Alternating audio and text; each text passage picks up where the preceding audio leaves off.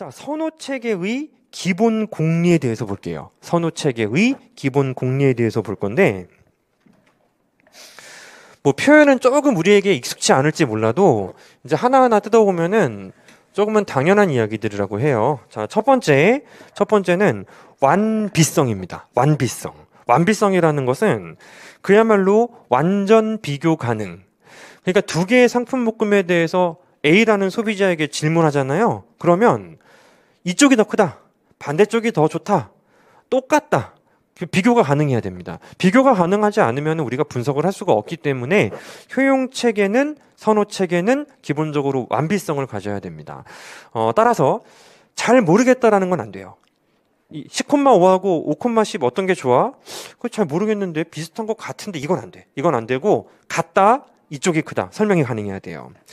자, 이행성이라는 개념이 있습니다. 이행성이라는 개념은 A, B, 그리고 여기에 이제 어정쩡한 곳에 C가 있더라고요. C가 있는데 숫자를 들어보자. 여기는 대략 한 4,13 정도가 되는데 이거 두 개 가지고 물어봤어요. 완비성에 의해서 어떤 게 더 좋아? 라고 물어봤더니 이 소비자는 A를 더 좋아하더라는 거예요. A를 더 좋아한다고 이제 판단이 됩니다. 그래서 두 상품 묶음 중에서는 A가 좋다라고 답했어요. A가 좋다. 그러면 B하고 C 사이에는 어떤 게 더 좋아? 그러면은 B가 더 좋대요. 이렇게 답해버리는 거예요. 따라서 A가 더 좋고 B하고 C랑 비교할 때는 B가 더 좋다라면 A하고 C는 비교할 필요가 없다라는 것이 바로 이행성입니다. 이행성. 따라서 이제 선호 체계의 함수를 고려했을 때 뭐 이게 역전되면 안 된다는 거예요. B보다 A가 좋고 C보다 B가 좋은데 또 A보다 또 C가 좋아? 그렇게는 인정할 수가 없습니다. 따라서 선호 체계는 기본적으로 자 이행성을 갖춘다라고 한다면은 요거 이제 저쪽에서 안 좋았던 거를 제 차 다 비교할 필요는 없게 되겠죠. 예. 뭐 안 좋고 안 좋으면은 그냥 제일 좋은 거가 다른 것들보다 무조건 좋다. 이렇게 우리가 판단할 수 있습니다. 그러니까 소비자의 선호에 일관성이 있어야 된다라고 표현을 하게 되죠. 자, 연속성이라고 합니다. 연속성.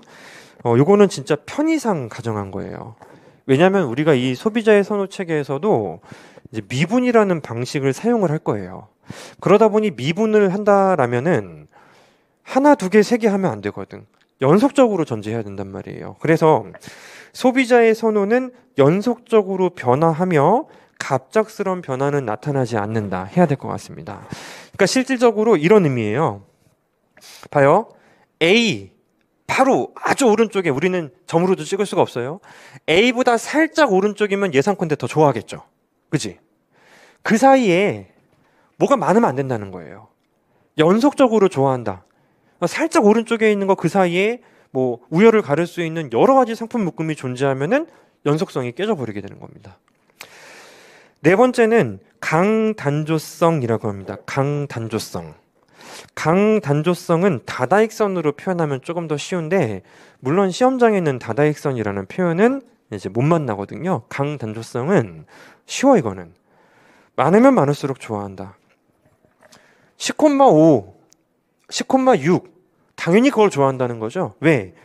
우리가 한계 효용을 음수로 가정을 잘 안 할 거거든. 그러니까 다 양수로는 가정하기 때문에 뭐 점점 한계 효용이 체감할 수는 있어도 더 좋다라는 사실은 분명하다는 거예요. 그래서 강단조성이라고 부른다면은 이제 많으면 많을수록 좋아진다. 그러니까 위로 올라가는 상품 묶음을 더 좋아하고 오른쪽으로 올라가면 무조건 더 좋은 거고 오른쪽 위로 올라가도 무조건 더 좋은 거예요.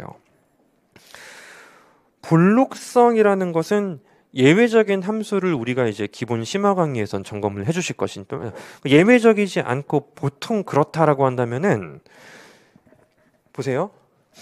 이렇게 쭉 직선으로 그었을 때 요 가운데 있죠? 가운데 이거하고 똑같은 감정을 느낀다면 예상컨대 고르게 소비하는 것을 더 좋아할 것 같다라는 거예요. 그러니까 실제로 10,5, 5,10 여기 뭐 7,8 이런 거 있어요. 얘랑 똑같으면은 그래도 고르게 소비하는 게 낫죠. 아주 상식적이에요. 햄버거랑 콜라의 가격이 똑같아요. 예산도 합쳐서 10개 살 수 있어요. 1개, 9개. 9개, 1개 소비하는 것보다는 5개, 5개 소비하는 게 더 좋다. 자, 이 상태를 보고 우리는 볼록성이라고 합니다. 볼록성. 웬 볼록성? 웬 볼록성? 그러면 봐요. 이게 더 낫다면은 이게 비슷하게 소비하는 궤적에서는 조금 덜 소비해도 괜찮을 것 같은데, 그쵸? 덜 소비해도 괜찮다고. 그러니까 10개, 9개보다는 내가 차라리 2,000원이 없더라도 4개, 4개가 낫겠다. 그쵸? 그 상태를 우리가 이제 이어서 배우실 이제 그래프로 표현할 때 볼록하게 보인다고요. 여기랑 여기랑 여기랑 다 나에게 똑같아 하면서 똑같은 효용을 나타내는 묶음의 집합을 우리가 볼록하게 그릴 수 있다는 거죠. 그래서 여러 상품들이 골고루 섞여 있는 거를 훨씬 더 좋아하게 된다라는 기본적인 체계를 우리가 전제를 하시게 됩니다.